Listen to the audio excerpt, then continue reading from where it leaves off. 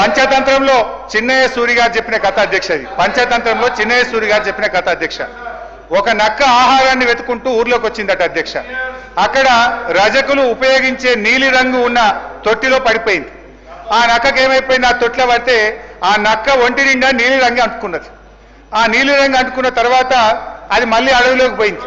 ఇదేదో కొత్త జంతువు అనుకొని అడవిలో ఉన్న జంతువులన్నీ భయపడ్డాయట అధ్యక్ష. ఈ నక్క కూడా ఇదేదో బాగుంది, అందరు నాకు భయపడుతుందని నేను దేవుడు పంపిన దూతను, ఈ రోజు నుంచి నేనే మీకు రాజును అని ఆ నక్క అన్నదట అధ్యక్ష. జంతువులు భయంతో అంగీకరించాయి.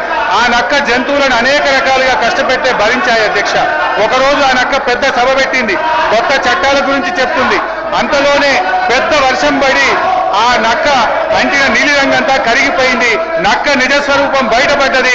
మాయ మాటలతో మారువేషాలతో పెట్టే భ్రమలు ఎక్కువ కాలంలో నిలవదు అన్నది ఆ యొక్క నీతి సూత్రం అధ్యక్ష. వీళ్ళ మాయ మాటలు కూడా ఎక్కువ కాలం నిలవవు. వీళ్ళ మాటలు, వీళ్ళ యొక్క నీతి ఈ రాష్ట్ర ప్రజలకు అర్థమైపోయింది. జై తెలంగాణ, జై కేసీఆర్.